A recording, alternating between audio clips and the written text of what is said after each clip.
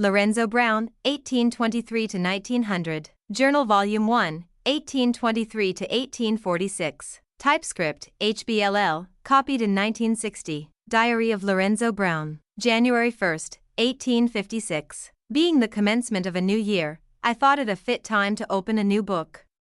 I will, therefore, begin with a short sketch or biography of my life up to the time that I began my journal or diary, which was in Nauvoo, Illinois, AD 1845.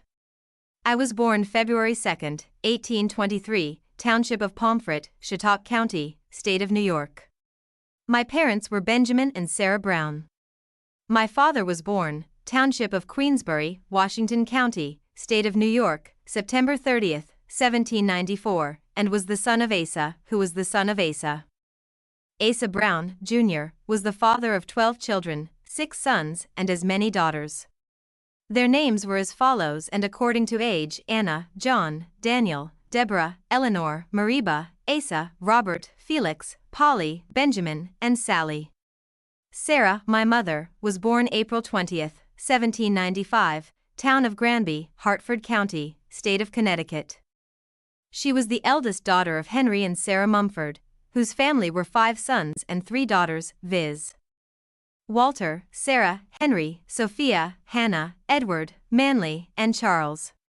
Henry was the son of Henry and Sarah and was born October, town of Simsbury, Hartford County, State of Connecticut, October 16, 1769. Died July 28, 1839. Sarah Thompson, his consort, born August 6, 1779. Died July 31, 1839. Henry and Sarah Mumford. They were both members of the Church of Latter-day Saints. She joined June 11, 1838. He was baptized, together with his son Charles, the following Sabbath. They came to Nauvoo the ensuing spring and died soon after. He died July 28, 1839. She survived him but 2 days. Henry Mumford, Sr., was born in the state of Connecticut. His children were Henry, Sarah, Polly, Dorothy, Nancy, Eleanor, John. Of my father's family, there is no record that I know of that runs back any farther than the above. I have heard them spoken of as being a family that often had things in the future made known to them and were singular in this respect. My grandfather predicted the day, hour, and minute of his death for some years previous. A certain individual, of veracity, has certified to the fact of standing by his bedside with a timepiece to compare time and found it exact. Also, his son John was said to have great spiritual exercises in mind. He died before my recollection. I was sent to school at an early age and progressed rapidly, more so than children of my age. For example, when first sent to school, I knew nothing but the alphabet. 1. Was asked by the teacher where I read. I confidently told her in Baker, which was in words of 2 syllables. I went to the head of the class directly. The next winter I was put in the first class in reading and spelling and continued there. 1833. This was before my remembrance.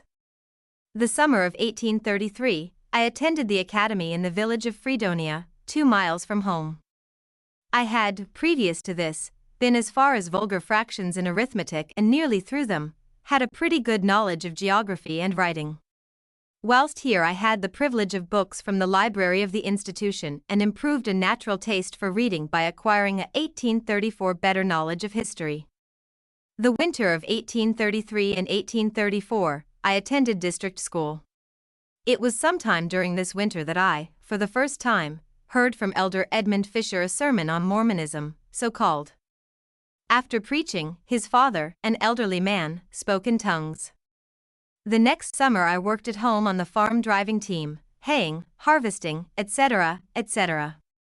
May 10, 1835, at conference held by the 12 in the village of Westfield, that my father was baptized by William E. McClellan, one of the 12 at that time.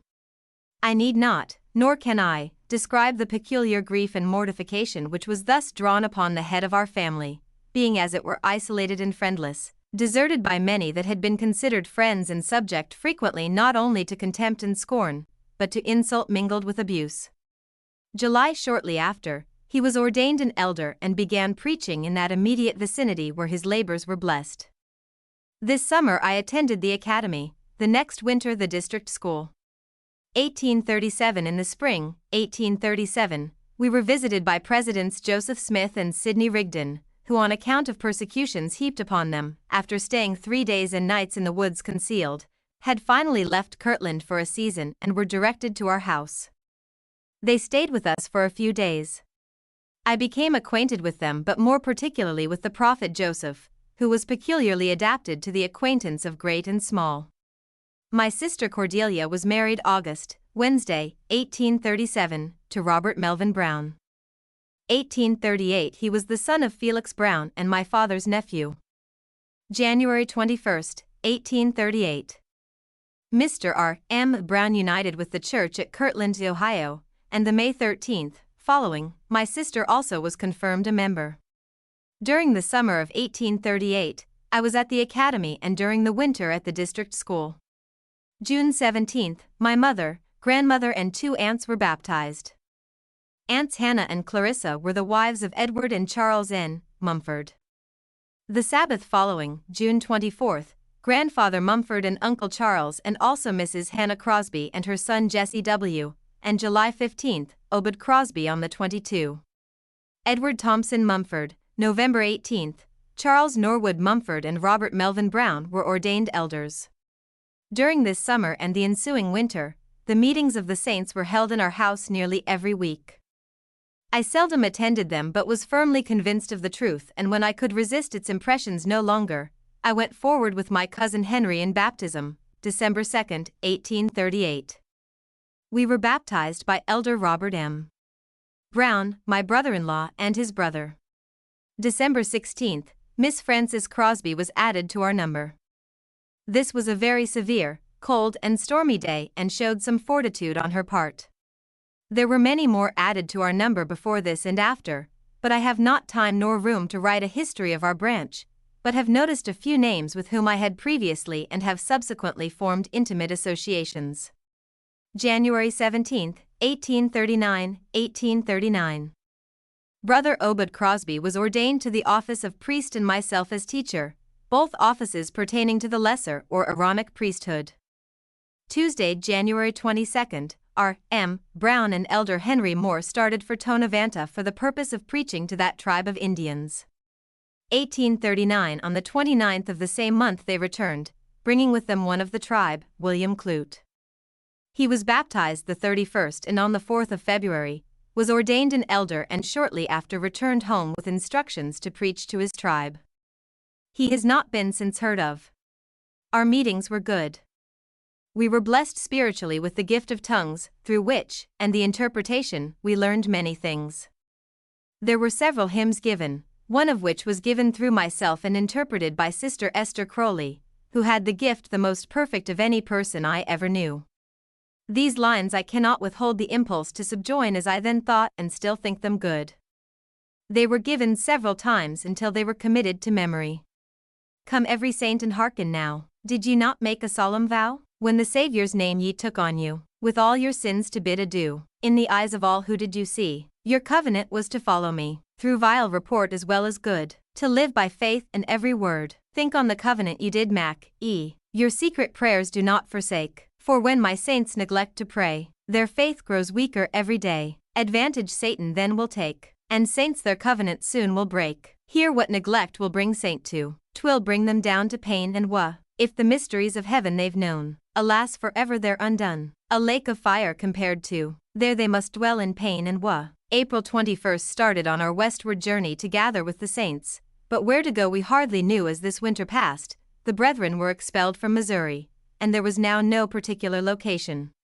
Our company was composed of my father with 2 teams, Grandfather Mumford and Charles with 1, Enoch Crowell and 1 drawn by a single horse, and John and Jesse Crosby, who joined us 2 days after, with a 3-horse team. We were altogether 15 in number. Had a first-rate time on our journey, laying still on Sundays and attending prayers both morning and evening. One Sunday, while in the state of Ohio, there was a violent storm of rain.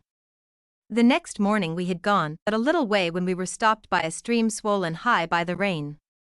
Whilst consulting, one of our number spoke in tongues, which being interpreted, was that if we attempted to cross some of us would drown.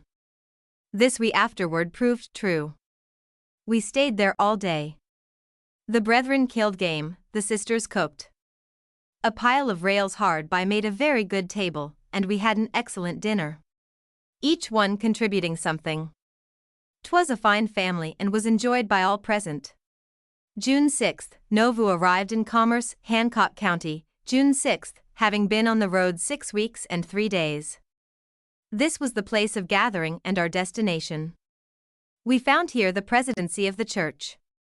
They had been here about 2 weeks, having but lately escaped from prison in Missouri, and the saints were gathering to this point as they could. We lived in our wagons 1 week. Father then procured a house standing on the bank of the majestic Mississippi.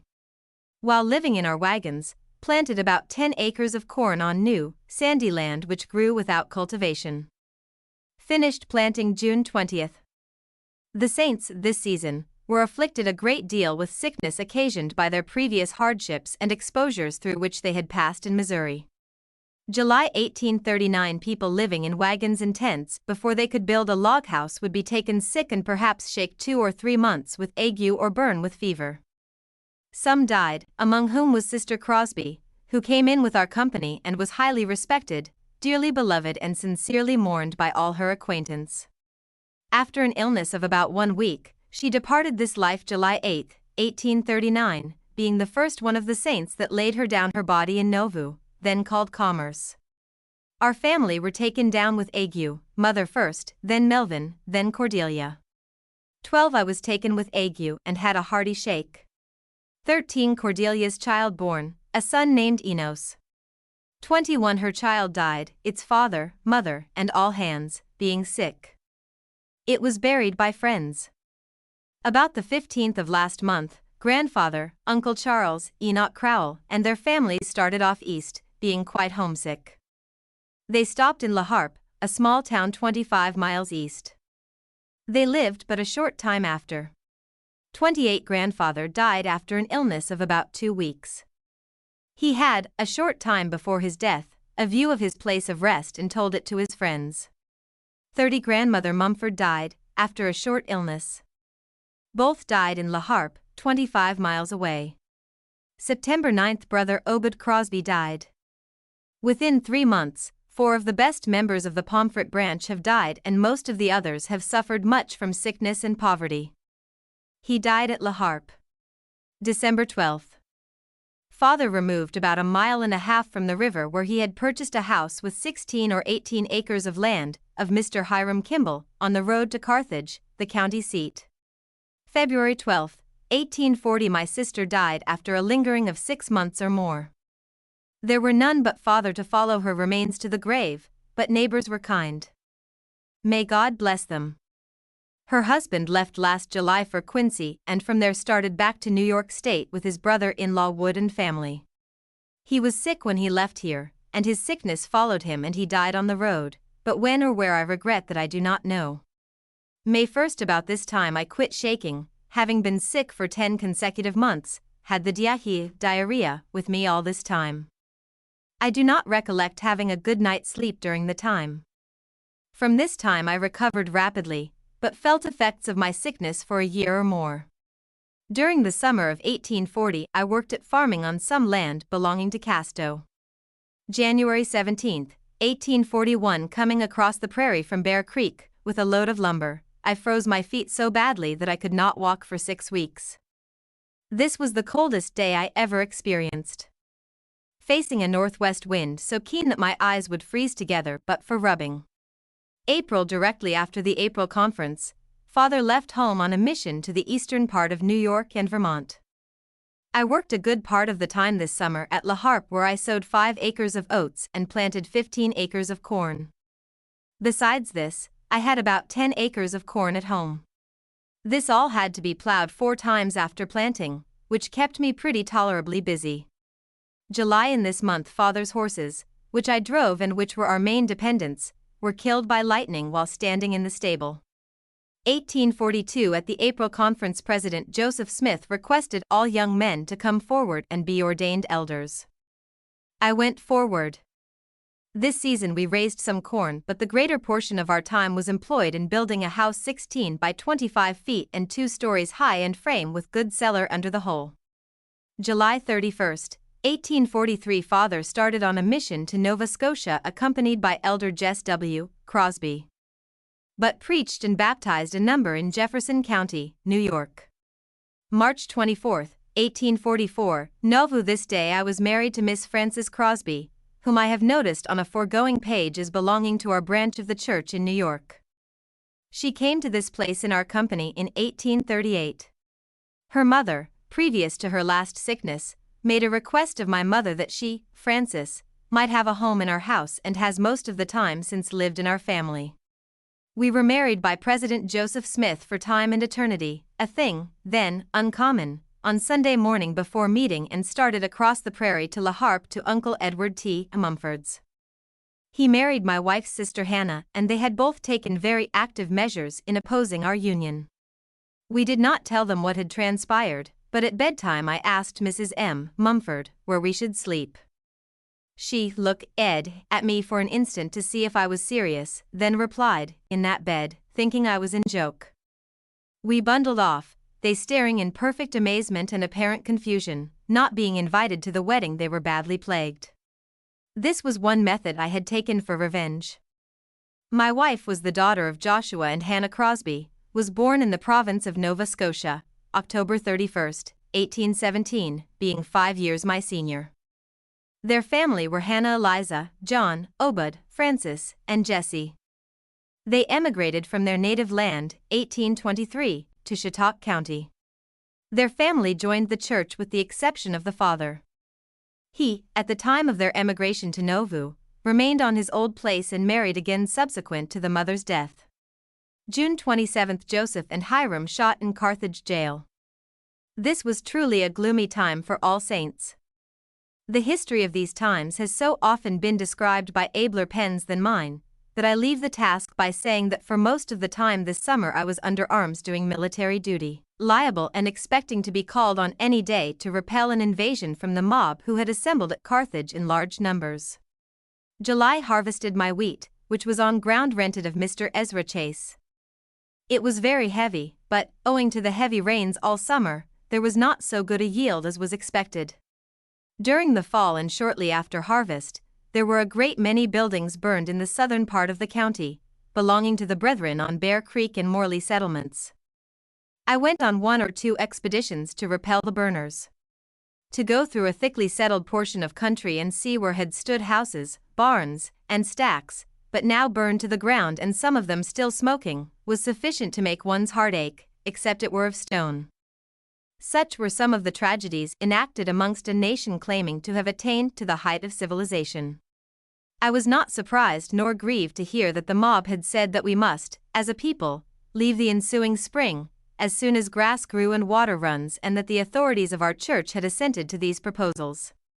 October. At the conference in October, the quorums throughout the church were reorganized, as many things were in perfect disorder.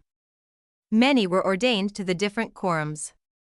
I was ordained to the 70s, which is an apostle, under the hands of President Harrison Burgess of the 2nd October 8th Quorum, which quorum I joined. Edson Barney was senior president. December. Father returned in December, having had a prosperous mission, 18 New York, and New Brunswick, the latter a British province and filled with hard customers. Here he and Brother Crosby built up a branch despite the opposition, which raised a mob and left Father on the ground for dead. The leader of this mob has since become a member, his name Charles Shelton. Nauvoo, December 1844. Father remained at home about a month. January 27, 1845, when he started again for New York on a mission to collect tithing. He returned in May, having been prospered beyond his expectations.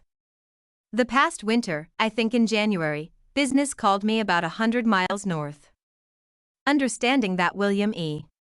McClellan was in that vicinity, I gave him a call in order to collect a note given by him to Father in 1835. He did not pay it but gave me a severe lecture on Mormonism, he having apostatized during the troubles in Far West, Missouri, being at that time one of the 12 apostles. He told me many things that were true and a great many that were absolutely false, and I had the independence of mind to tell him so and advised him to repent. He lived at the little town of Hampton, where was also the abode of Laws and Fosters. The very atmosphere seemed impregnated with the powers of darkness, so much so, that for a long time they seemed to be present with me. From this lesson, I determined never to get into the company of apostate saints again when it was possible to avoid it. March 22, Benjamin was born and was named after his grandfather. May father returned from his tithing mission. November 5, Wednesday, I left Nauvoo with brothers Danford Atwood, James Tyler, and Howard Perry for the purpose of finding employment for a few weeks on the opposite side of the river. Found no work today. Meeting with brother Simon Baker and went home with him about 3 miles out from Montrose. 6. Found a chance of going over the rapids on a flatboat or lighter to Keokuk, 12 miles, price $1.50. Met with another chance on unloading lead and grain from the lighters and putting on the steamboats. Worked till 10 in the evening at 18.75 cents per hour. Next morning took a job of unloading lead at 50 cents per 100 pigs. Finished about noon, received for my share $2, amounting to $4.06 in less than 24 hours. The next day went on foot to the head of the rapids Montrose, where we shipped as common hands on board the steamer Cecilia bound for the upper trade. 9 was occupied taking in freight. After dark, started for Galena. During the night we stopped at Madison, in Iowa. This is a very pretty location and handsome town. 10 early stopped at Burlington, also in Iowa. This is a beautiful and flourishing town 32 miles from Nauvoo. Leaving this place we landed at Oquawka, Bloomington, then Rock Island and Davenport. These two last beautiful towns are situated nearly opposite each other. Rock Island being in Illinois, a little below an island of the same name. The island is 3 miles in length and properly named. On its lower end is situated Fort Armstrong, built in the Black Hawk War in 1832. Of this we had a fine view, as also the former residence of the late General Davenport, who was murdered on the 4th of July last. At the upper end, but on main land, is a small town of Moliere. 7 miles farther is Hampton, the abode of Laws, Fosters, Austin Cowles, McClellan, Hickses, and a great number of the apostate crew, and last but not least, Dr. John C. Bennett. Their characters are so universally known in the Mormon calendar that I may pass them by without further notice. 11. After passing 7 miles up Fever River, a very narrow stream, but navigable at all times, we arrived at Galena, where the principal part of our freight was discharged, which consisted mostly of dry goods, groceries, and liquors. This is a place of a great deal of business, from its being in close proximity to the celebrated lead mines of Illinois. Left here the same day. P.M. went on up the river past Dubuque, Iowa. During the night could not land on the main shore but on a small island between us and town. 12 before day arrived at Cassville, Wisconsin Territory. This is quite a small place, but a place of considerable business. Nauvoo, November 12, 1845. This town was built by a company from New York City with the expectation that it would become the seat of government. But failing in this, the place was likely to depopulate until mineral was discovered in the immediate vicinity, probably referring to Cassville, not Nauvoo. 13. Here our boat took on 1845 pigs of lead and returned to Galena by about 4 p.m. Here we took on 1,500 pigs, which comprised most of our lading, together with a beautiful barge which was in town. An eclipse of the moon took place whilst here. We left here the same night, after considerable trouble in turning round, on account of the narrowness of the stream. Boats run up to a bridge and half a mile farther up. I have been informed that a person can wade it, not wetting his knees. 16. Landed at Montrose. Received for wages $5.05. The same day, came across the river. Home, found the folks all well. Alexander Winchester, the son of our nearest neighbor, died whilst I was absent, which was on the 7th. 18. Crossed the river again and continued at work on the rapids until 26 the 26 when I returned home. The ice was running very thick and the weather being the 2 boys to whom the skiff belonged came near freezing. After breaking the ice for some time, we were finally obliged to leave the boat some 40 rods from shore and make our way to land on the ice. The work on the rapids was loading and unloading lighters and steamboats and running them over the rapids. The water being so very low that boats drawing 98 inches of water could not cross. I had the pleasure of lying, the greater part of one very cold, windy day, on the rocks, through the ignorance of our pilot in knowing the proper channel. My wages for almost 3 weeks amounted to $15, which was quite a windfall in these hard times, and it helped us materially in our fit-out for the West. 30 met with my quorum, the first in 4 weeks, at Brother Hiram Gates.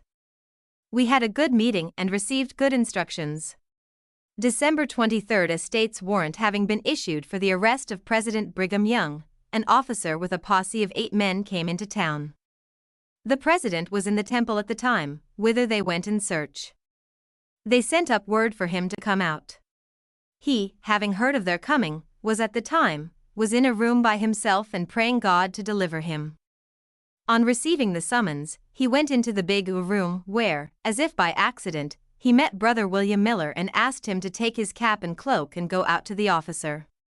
He did so. On coming out, the officer steps up and said, "Sir, I have a warrant for your arrest," and directed him to a seat in the officer's carriage, and were instantly off on their way to Carthage, towards Springfield, their destination. Once out of town, they had great glee over their great good luck and in having outdone all contemporaries, thinking they had acquired great honor to themselves. But their chagrin and mortification is more easy to be conceived than described when, coming into Carthage, the first man they met says, "How do you do, Mr. Miller?" He was immediately set at liberty and paid his expenses and passage home. January 8, 1846. This day a.m., whilst working on the scaffold in the lower room of the temple, the scaffold gave way and myself and 5 others were precipitated from a height of from 12 to 15 feet onto the floor beneath, among tools, timber, plank, etc. I was the only one that escaped injury. Jesse Haven fell by my side with a very heavy plank lying across him. I sprang to his relief, thinking him dead. He revived shortly after, being taken into the air, but was badly hurt. Brother Josiah Perry struck on his feet and has never recovered their use. May 30, 1844. Whilst working at the crane, I came near being killed by a large stone slipping out of the sling. I was standing, at the time, directly under it but stepped 3 feet one side without knowing of danger and saved my life. February 13, 1846. January 12, 1846. Received my endowments, also my wife. Got this date from Bishop A. H. Raleigh. Received my patriarchal blessing from under the hands of Father Isaac Morley and my father.